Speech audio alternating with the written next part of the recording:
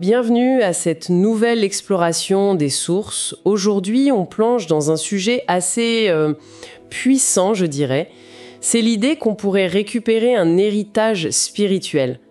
Quelque chose qui nous est promis, mais qui parfois nous échappe. Un peu comme s'il avait été volé. Exactement. Et les textes qu'on examine aujourd'hui, on parle des enseignements de Kenneth Hagin, Andrew Wommack, Francis Chan, Bill Johnson. Ils évoquent tous un adversaire, un voleur, comme le dit l'évangile de Jean, qui vient pour dérober, tuer, détruire. Oui, mais le paradoxe, et c'est ça qui est intéressant, c'est que ces mêmes sources affirment que ce voleur, cet ennemi, il est déjà vaincu. Il cite Colossiens, par exemple. Alors, comment on fait le lien entre les deux ? Ben voilà, c'est la question centrale. Notre objectif ici, c'est de décortiquer un peu ces enseignements pour essayer de saisir ce concept d'autorité spirituelle et surtout comprendre comment d'après eux, on peut activement reprendre possession de cet héritage divin. D'accord. On va regarder d'un peu plus près comment ce vol pourrait se produire et quelles stratégies pratiques il propose pour passer d'une posture peut-être passive à une position d'autorité, plus affirmée quoi. L'idée sous-jacente, si je comprends bien, c'est que l'ignorance des croyants sur leurs droits ou sur les tactiques de l'ennemi, ce serait une arme pour lui. C'est tout à fait ça, l'ignorance comme une porte ouverte. D'accord. Alors commençons par le début. Cette fameuse autorité du croyant, c'est vraiment un fondement dans ces sources. On cite souvent Luc 10.19. « Voici, je vous ai donné le pouvoir de marcher sur les serpents et les scorpions, et sur toute la puissance de l'ennemi. » C'est quand même énorme comme déclaration. Ah oui, c'est colossal. Surtout quand on la met en face de ce que Jean 10.10 dit sur la mission de l'ennemi, voler, tuer, détruire. Et Kenneth Hagin, lui, il insiste beaucoup là-dessus. Il dit même que cet ennemi est un voleur vaincu, en se basant sur Colossiens 2.15, où Christ aurait triomphé. Tout à fait. Et cette autorité, en fait, ce n'est pas quelque chose de complètement nouveau, selon ces lectures. Ça remonterait même au tout début, à la Genèse, au mandat initial donné à l'humanité de dominer sur la création. Ah oui, Genèse 1. Voilà. Et Andrew Wommack, il prolonge un peu cette idée. Il dit que Dieu a vraiment délégué cette autorité. Ce qui veut dire que beaucoup de problèmes qu'on rencontre ne viendraient pas directement de la volonté de Dieu. Ah, mais d'où alors ? Plutôt de nos propres choix, ou alors de notre non-exercice de cette autorité qui nous a été donnée. Il prend l'exemple d'Osée 8.4, où Dieu dit en gros « Ils ont établi des rois sans mon accord ». Ça suggère que des situations difficiles peuvent venir d'actions humaines qui ne sont pas alignées avec Dieu. Ça met une sacrée pression sur notre responsabilité individuelle, ça, non ? Si l'autorité est là, quelque part, c'est à nous de l'utiliser. C'est exactement le point de Wommack. Il s'appuie beaucoup sur Proverbe 23.7 « Tel l'homme pense en son cœur, tel il est ». L'idée, c'est que notre état intérieur, nos pensées, ça façonne notre réalité bien plus qu'on le croit, plus que les circonstances extérieures. On ne peut pas juste tout mettre sur le dos de l'environnement ou des autres. C'est un changement de perspective. Oui. Et Bill Johnson, lui, il aborde ça d'une manière un peu différente, avec son idée de terre promise. La terre promise. Comme dans l'Ancien Testament ? Oui, mais pour lui, ce n'est pas le paradis après l'amour. C'est une vie pleine, victorieuse, ici et maintenant, sur terre. D'accord. Sauf que, et c'est là le point clé, cette terre promise, elle est souvent occupée par des ennemis. Il parle de pauvreté, de maladie, de schémas familiaux destructeurs. Et il faut activement les déloger, combattre pour prendre possession de ce que Dieu offre. Ce n'est pas automatique. Faut y aller. Ok, donc l'autorité est là, l'ennemi est techniquement vaincu, mais le vol reste possible. C'est ça la tension. Comment est-ce qu'ils expliquent ça, concrètement ? Kenneth Hagin, il propose une grille de lecture intéressante avec 3 signes. 3 indices qu'on est en train de se faire voler. Le premier, il est assez frappant. C'est l'attention mal placée.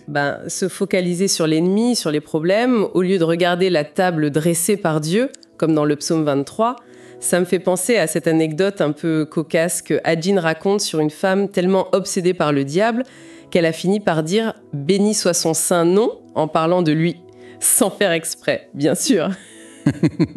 Ah oui, c'est parlant. L'idée, c'est que si on fixe l'adversité, on ne voit plus les bénédictions, la guérison, la paix, la provision qui sont pourtant là, disponibles. C'est un point psychologiquement très pertinent en fait, même au-delà du spirituel. Là où va notre attention, c'est là que va notre énergie, finalement. C'est ça. Si on nourrit la peur ou le problème par notre focus constant, on ne laisse pas vraiment de place pour la foi en la solution. Agin suggère que ce focus, c'est une porte d'entrée pour le voleur. Le deuxième signe que Agin identifie, c'est ce qu'il appelle la connaissance passive. Connaissance passive. Oui. Savoir intellectuellement que Dieu a promis des choses, connaître les versets par cœur même, mais sans jamais vraiment prendre possession. Sans une foi active, il cite Josué 1,3. « Tout lieu que foulera la plante de votre pied, je vous le donne. » Il faut marcher sur le terrain pour qu'il soit vraiment à nous. Il faut s'engager, quoi. Exactement. Et l'exemple personnel de Agin est fort. Il raconte sa propre guérison. Il dit qu'il a dû croire qu'il avait reçu, comme le dit Marc 11,24, bien avant de voir le moindre signe physique de guérison. C'était un acte de foi pure. C'est vraiment le fossé entre savoir et croire, entre la théorie et l'appropriation personnelle. L'épître de Jacques parle de ça aussi. Ne pas être seulement un auditeur de la parole, mais un acteur. Cette connaissance passive, ça laisse la promesse à distance. Un peu comme un titre de propriété qu'on n'enregistre jamais à la mairie, quoi. C'est une bonne image. Et le troisième signal d'alarme selon Agin, avoir un cœur et des paroles qui ne sont pas gardées. C'est-à-dire, concrètement, laisser l'offense s'installer, l'amertume, les critiques, les commérages, ou même juste un langage constamment négatif. Tout ça, ça nous alignerait, consciemment ou pas, sur la perspective de l'ennemi plutôt que sur celle de Dieu. Il cite Proverbe 18, 21, « La mort et la vie sont au pouvoir de la langue ». Il insiste aussi sur l'importance de pardonner quand on prie, Marc 11, 25, et sur la maîtrise de soi. Agin raconte même avoir pris la décision personnelle de ne jamais critiquer d'autres ministères pour ne pas donner prise à l'adversaire. Ce lien entre l'état du cœur, ce qu'on dit, et l'autorité spirituelle, c'est un thème qui revient souvent, c'est vrai. Et Francis Chan, lui, il élargit un peu cette perspective. Il pointe du doigt des pertes peut-être plus subtiles, moins évidentes, mais tout aussi graves pour la communauté de foi. Comme quoi, par exemple ? Il observe par exemple une sorte d'érosion de la foi dans le surnaturel, particulièrement, dit-il, dans l'Église occidentale, américaine notamment. Une tendance à se reposer presque uniquement sur des stratégies humaines, sur ce qui est raisonnable, prouvé, et à oublier un peu la dimension de puissance divine. Oui, j'ai noté ça aussi dans ses écrits. Il parle d'une sorte de résignation. Comme si on se contentait de survivre spirituellement, au lieu de viser un véritable réveil, un mouvement de Dieu. C'est ça. Comme si on avait échangé une foi audacieuse, presque enfantine, contre un certain confort, une sécurité. Prévisible. C'est assez interpellant comme constat. Absolument. Et Chan déplore qu'on puisse se satisfaire d'une vie d'église un peu minimale, au lieu de poursuivre les grands projets, les rêves que Dieu pourrait avoir. Il raconte même son expérience perso avec un groupe de jeunes au lycée. Le groupe a régressé au lieu de grandir, et ça l'a marqué. Ça illustre cette déception qui peut nous amener à baisser les bras ou à revoir nos attentes à la baisse vis-à-vis de Dieu. C'est humain en même temps. Oui, mais il met aussi le doigt sur un problème qu'il juge lui omniprésent aujourd'hui, l'égocentrisme. Ah oui. Il cite 2 Timothée 3 sur les amoureux d'eux-mêmes dans les derniers temps. Il voit ce narcissisme s'infiltrer partout, même dans l'Église. L'attention est détournée de Dieu vers l'individu. Et il fait aussi le lien avec le déclin de l'autorité parentale aimante dans les foyers. Pour lui, c'est un peu le reflet d'un rejet plus large de l'autorité divine elle-même. Ces idées d'égocentrisme et de schémas de pensée négatifs, ça fait écho au concept de forteresse dont parle Bill Johnson, non ? Exactement, le lien est très clair. Johnson utilise ce terme militaire qu'il emprunte à 2 Corinthiens 10 pour parler de bastions mentaux, des schémas de pensée, des systèmes de valeurs qui sont contraires à la vérité de Dieu. Et comment elles se construisent, ces forteresses ? Selon lui, c'est par la répétition. La répétition de pensées illégitimes, la peur, le doute, l'incrédulité, les mensonges qu'on croit sur soi-même ou sur Dieu. À force, ça crée des bastions. Et ces forteresses deviennent alors des sortes de cachettes pour l'ennemi dans notre esprit. Des zones où il peut opérer plus facilement, où ces mensonges ont plus d'emprise. D'accord, c'est clair. Alors, face à tout ça, l'attention mal placée, la foi passive, les paroles négatives, cette perte du surnaturel, les forteresses mentales, quelles sont les pistes concrètes ? Comment on renverse la vapeur ? Comment on récupère ce qui a été perdu ? Agin revient avec 3 étapes. C'est un peu le miroir inversé de ces 3 signes de vol. La première, se recentrer sur la table. La table dressée du psaume 23, voilà. Et pour ça, il recommande la louange. comme outil principal pour détourner notre attention des problèmes et la fixer sur les capacités de Dieu, sur qui il est. L'exemple classique, c'est Paul et Silas en prison dans les Actes. Ils louent Dieu au milieu de la nuit. Et il y a un tremblement de terre. Exactement. Leur louange précède la libération. Donc la louange est vue ici comme une arme, une déclaration de foi active. Oui, c'est plus qu'une simple chanson dans cette perspective. La louange est vue comme quelque chose qui crée une atmosphère. Une atmosphère où la présence de Dieu peut se manifester. Psaume 22 parle de Dieu qui siège au milieu des louanges d'Israël, et où du coup l'influence adverse recule. C'est un acte presque prophétique qui déclare la victoire avant même qu'on la voie. Deuxième étape de Haggai, posséder la promesse. Là, on passe vraiment à l'action. Fini la passivité. C'est ça. Il ne s'agit plus seulement de croire dans sa tête, mais d'agir en conséquence, de parler directement au problème, de prendre des décisions basées sur la promesse de Dieu et non sur les circonstances qu'on voit. C'est vraiment l'application directe d'Hébreux 11.1. La foi, c'est la démonstration des choses qu'on ne voit pas. Et Andrew Wommack, il insiste énormément là-dessus avec son interprétation de Marc 11.23, parler à la montagne. Oui, vous en parliez tout à l'heure. Pour lui, il ne suffit pas de prier Dieu à propos de la montagne, le problème, quel qu'il soit.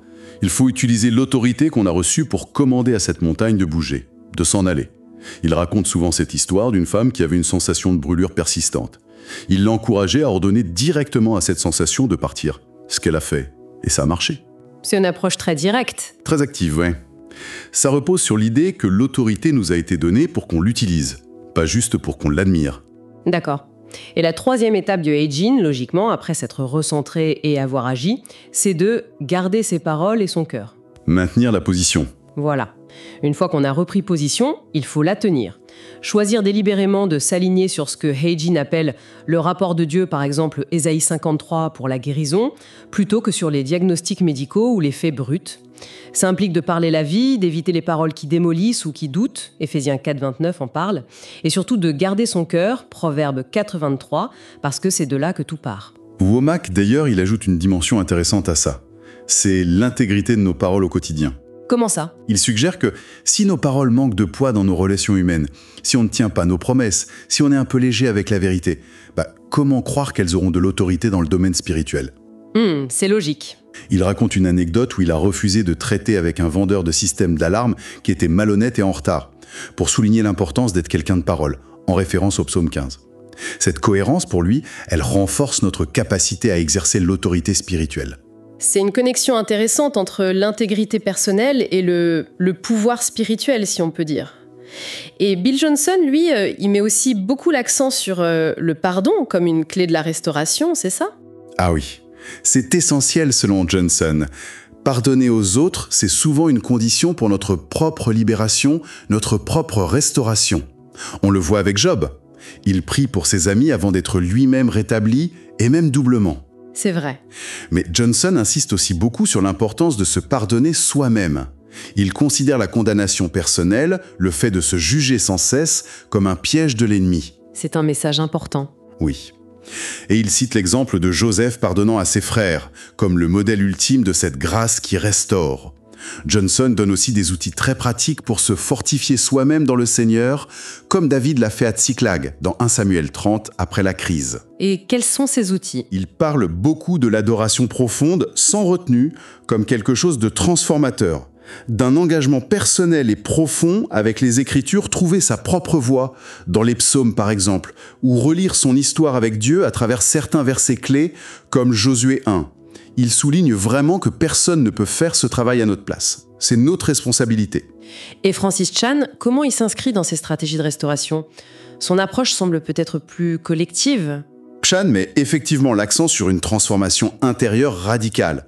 Il aime citer la prière d'Éphésiens 3 pour être « rempli de toute la plénitude de Dieu, enraciné et fondé dans l'amour ». Mais c'est vrai, il connecte ça très fortement à la dimension communautaire et aussi intergénérationnelle. Il insiste beaucoup sur l'importance de transmettre la sagesse, la foi, l'autorité d'une génération à l'autre pour que l'élan ne se perde pas. Bon, pour terminer, j'aimerais qu'on aborde la nature même de Dieu dans tout ce processus. Bill Johnson le dépeint de manière très, très forte comme un restaurateur. Oui, c'est un thème central chez lui. Il affirme que le cœur de Dieu est passionnément engagé à réparer tout ce qui est brisé ou perdu dans nos vies. Et sa restauration, dit-il, va souvent plus loin que la simple réparation. Elle rend les choses meilleures qu'avant le désordre. C'est une idée puissante. L'exemple de Joseph revient encore. Vous aviez médité de me faire du mal, Dieu l'a changé en bien. C'est comme si Dieu pouvait recycler même les pires intentions, les pires situations pour nous faire avancer. Johnson cite même une image prophétique assez belle de Dick Joyce, où Dieu transformerait nos cicatrices en gravures magnifiques comme sur du cristal. C'est une vision vraiment pleine d'espoir, oui. Et cette restauration, même si elle est personnelle au départ, elle trouve un écho très fort dans l'appel de Francis Chan pour l'Église dans son ensemble. Chan, lui, il rêve d'une unité profonde, une unité qui dépasse les barrières entre dénominations, comme Jésus le prie dans Jean 17. Il rêve d'une Église qui manifeste un amour si surnaturel qu'il interpelle le monde. Une église plus pure, plus active. Exactement. Pure, active, en mission, où chacun apporte sa pierre, où on n'est pas juste des consommateurs.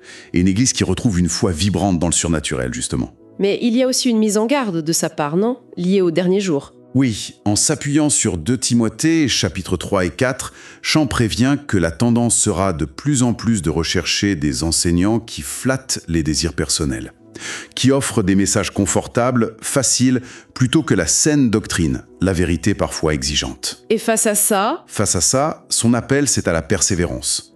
Rester fidèle à l'évangile authentique, même si ce n'est pas populaire, même si ça implique de la souffrance parfois.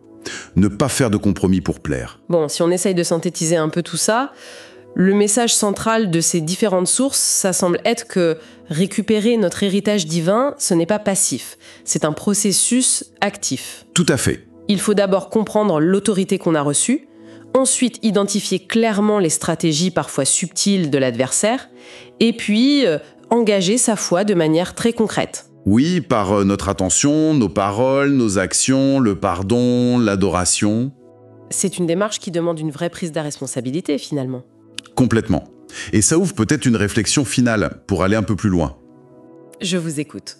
Au-delà de notre propre restauration, de la récupération de nos bénédictions personnelles, comment est-ce que l'exercice conscient de cette autorité et la manifestation de cette restauration divine dans nos vies, comment est-ce que tout ça pourrait, collectivement, devenir un témoignage puissant, un reflet du caractère même de Dieu pour le monde qui nous entoure ?